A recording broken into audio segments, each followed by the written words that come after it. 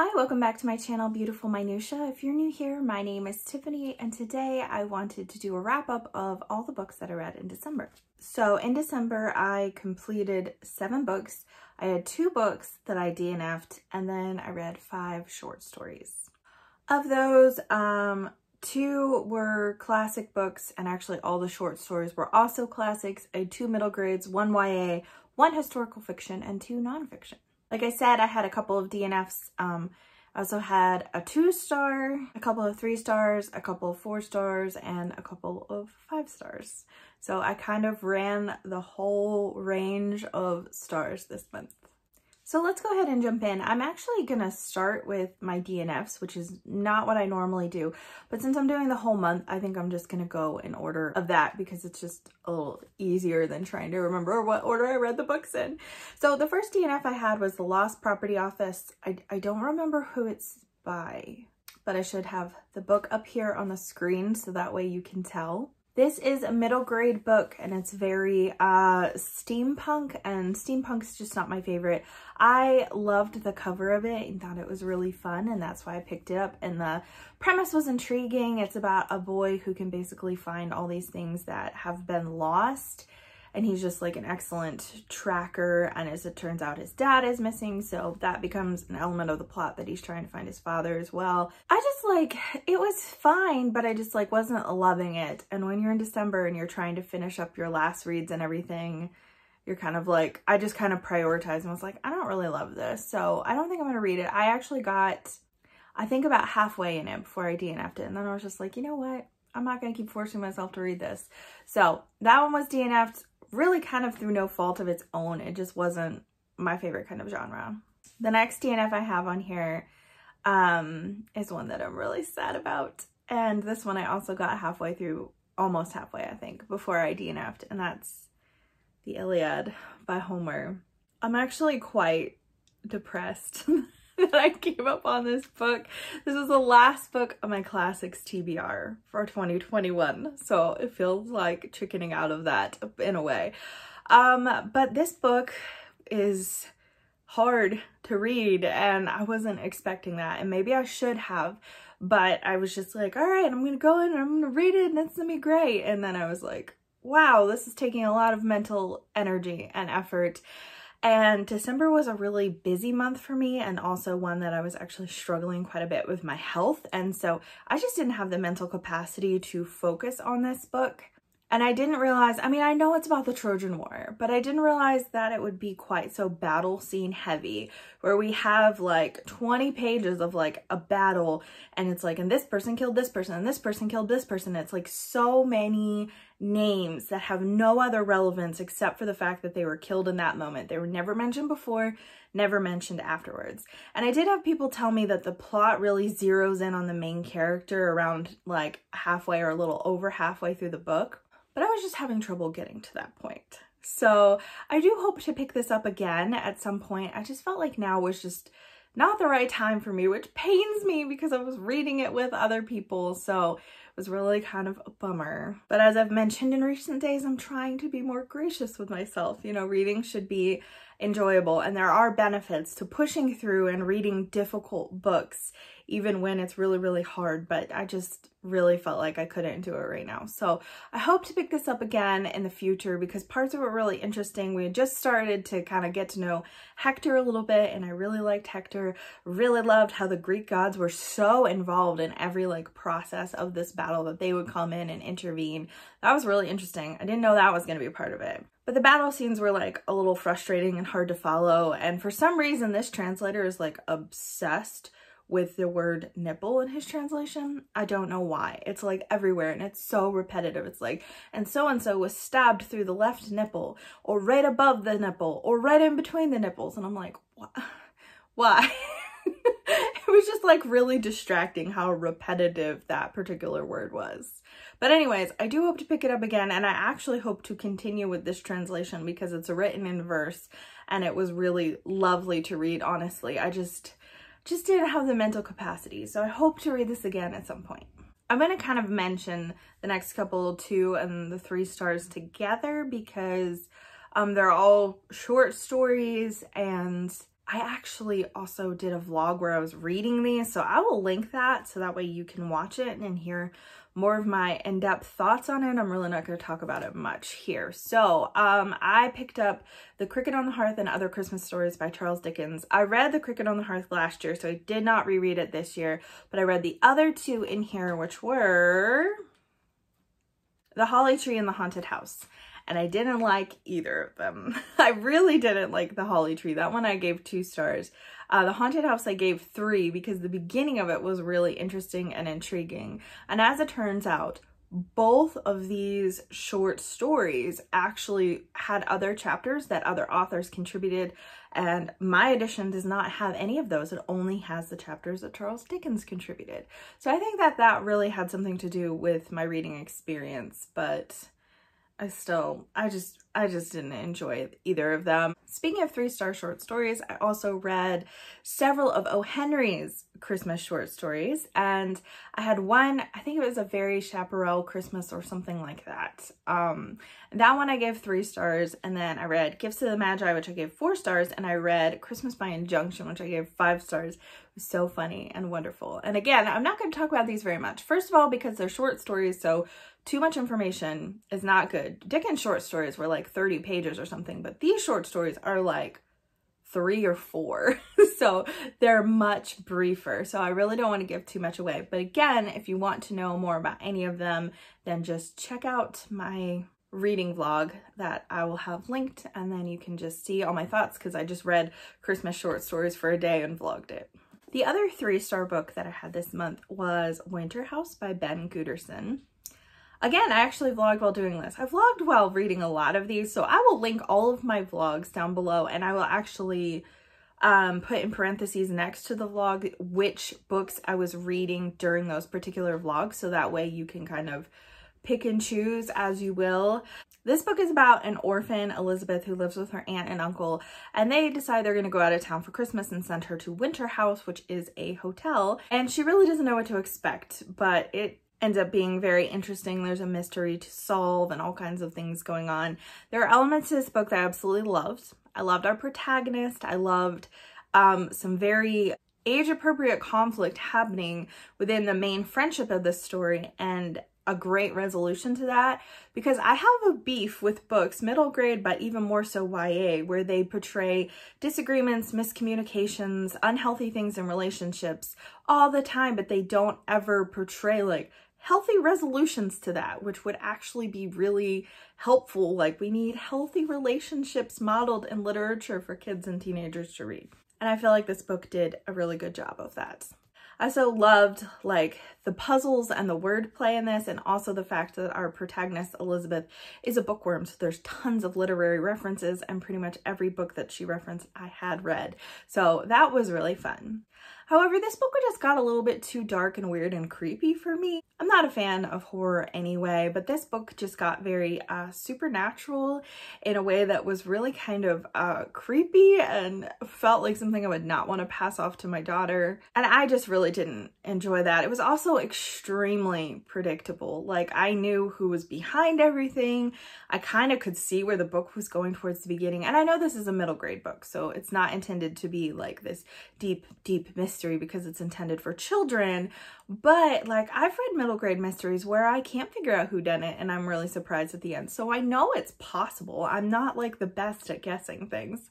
So I was just kind of, that was off-putting to me as well. Okay, I have a couple of 4 stars here. This one's actually probably more like 3.5.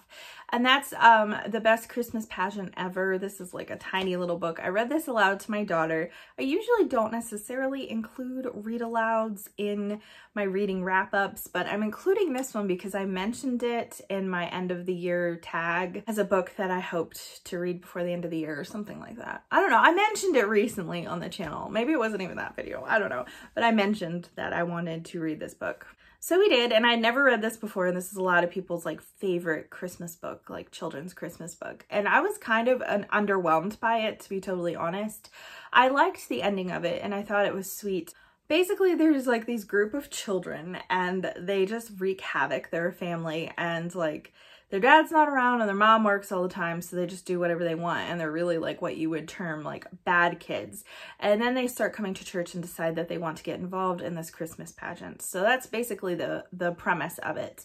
And the ending was sweet, but I don't know. I just didn't love it, especially like, I know they're trying to illustrate how mean these kids are in the beginning, but some of the bullying stuff, I didn't really like reading out loud to my daughter, particularly the fact that one of the girls consistently bullies any child in their class who's fat, and she finds out like their weight and basically blackmails them and tells them she'll tell the whole school how much they weigh if they don't do whatever she wants and stuff.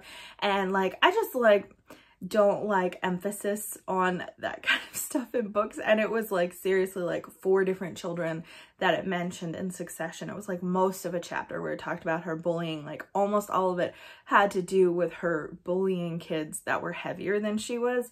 And I just didn't like that. There wasn't a great resolution, but I did like how the kids kind of helped people around them to see the Christmas story in a new light and not just the same old, but brought it to life in a new way.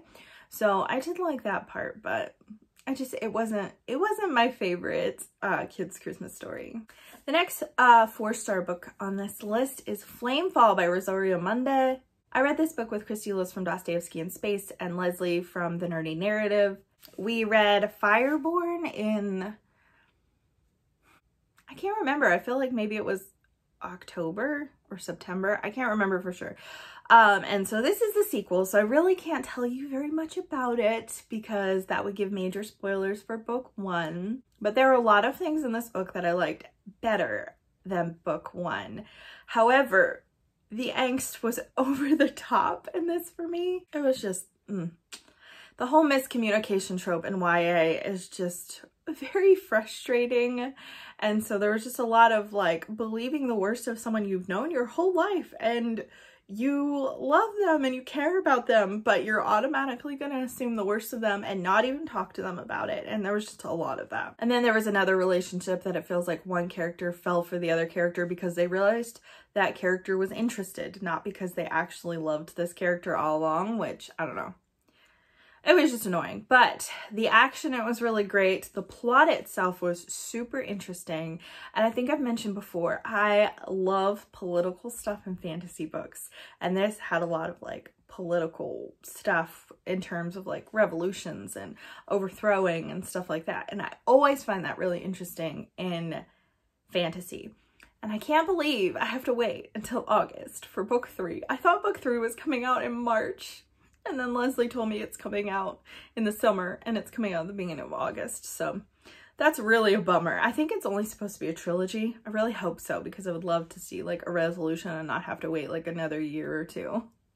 And my last 4-star book, this might have been more like 4.5. I don't know. It's kind of hard with half stars and stuff. But that's This Beautiful Truth by Sarah Clarkson. This was my last read of 2021, and I read this book with Christy Lewis from Dostoevsky in Space. We read this, it's a spiritual nonfiction, at least that's how it was classified when I heard about it. The blurb on the front says how God's goodness breaks into our darkness. So it sounds more like a spiritual nonfiction, but in all actuality, I would probably call this kind of more of a memoir, at least the first half of the book. It's more about Sarah's spiritual journey than it is about something that's very prescriptive, especially the first half of the book. The second half of the book becomes a bit more practical in terms of that. There were some things that I didn't love about the book. Some of those are just like secondary doctrine differences, so it's like it's easy for me to let go of that. But like if you're calling this a spiritual nonfiction, for a lot of the book, there's actually very little scripture quoted. So that kind of was like, okay, you know, it kind of was more about feeling and experiencing God than like the truth of his word, which is fine when it's about someone's spiritual journey. But as like, if it's billed as something that's supposed to help you in your spiritual walk, then I usually prefer for it to be just a little bit more rooted in scripture than this book was.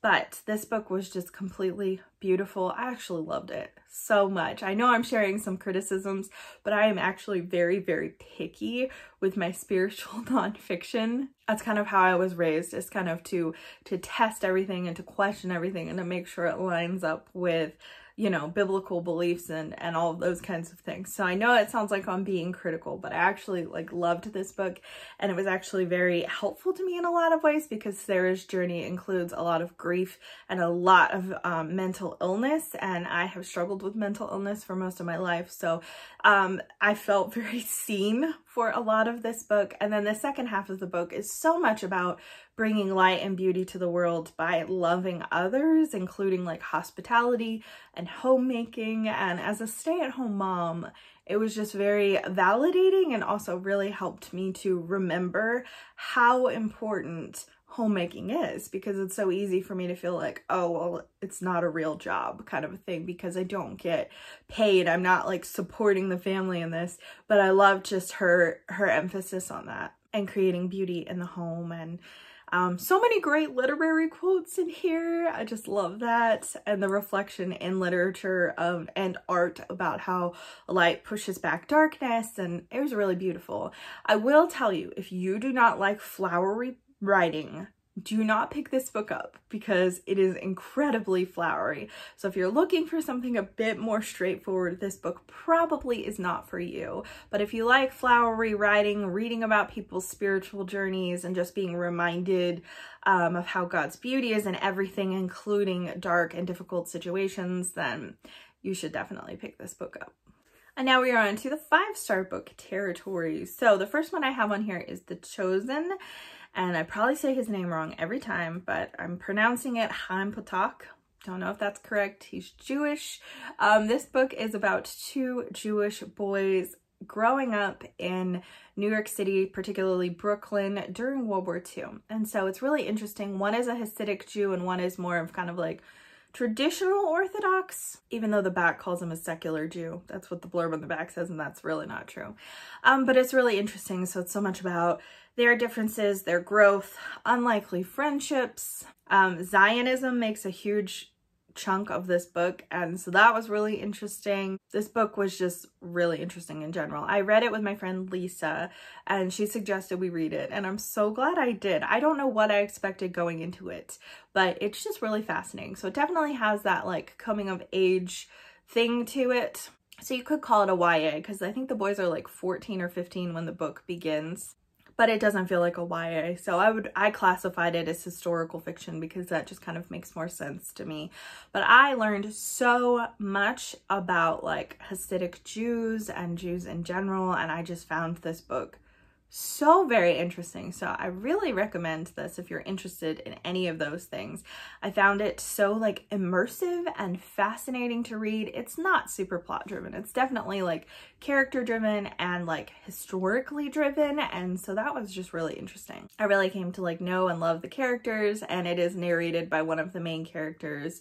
And the descriptions are just so good. I just feel like I was really immersed and like I learned so much. The next 5-star book that I have here was another one that I did complete during a reading vlog, and that one is Just Mercy by Brian Stevenson. I started this in nonfiction November and then just didn't quite finish it because I had to pick other books up and just the whole thing. So it continued over into December, and I read the second half of this book within just a couple of days. Like, it's so engagingly written considering it is a nonfiction, and it is about a lawyer who represents people who have been unjustly accused, particularly those who are on death row, but sometimes those who also have life sentences. This book does feature pretty predominantly the injustice towards people of color, particularly in the South, but he also covers, you know, children who have been sentenced, mentally ill, and just impoverished people in general, and how the system is kind of failing those people and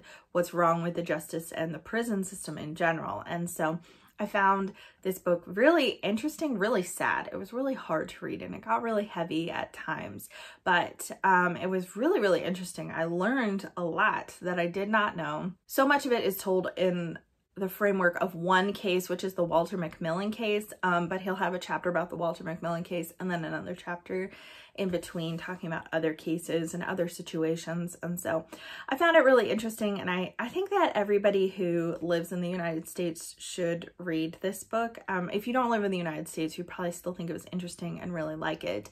But I just think it's really good for those of us who live in America to know that these kinds of things are happening on a much more regular basis than we might assume.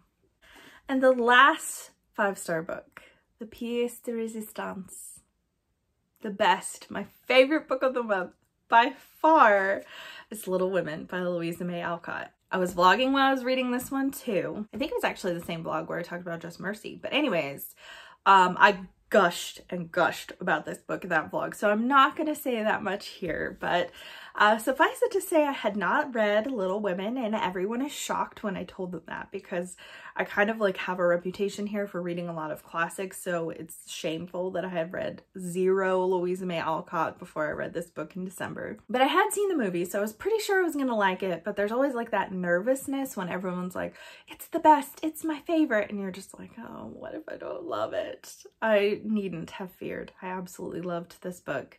So wonderful, so much better than the movie. The only one I had seen was the one made in the 90s. But the way they handle some of the ending and who ends up with who, like I kind of hated that in the movie, and in the book it all makes so much more sense, and I just loved it. It was wonderful. So I can't say enough good things about this book, quite honestly. So I should probably just stop, because I'll just be gushing and gushing and gushing and gushing. If you want to hear more about the particular things that I loved about this book, and I also share some quotes and some other things, then check out the vlog where I talked about this. Well, that is all the books that I read in December. I actually got quite a lot read, considering the first half of the month was like incredibly busy. Actually, really more like the first 2/3 to 3/4 of the month. It was really the last like week and a half that I had more time to relax, and I actually got quite a few of these books finished within that time frame. I'd love to hear from you down in the comments below if you have read any of these books, and if so, what your thoughts were, and also what your favorite book of December was. Thank you so much for watching. If you like this video, please hit like and also subscribe so you can continue to see more bookish content from me, and I will see you again next time.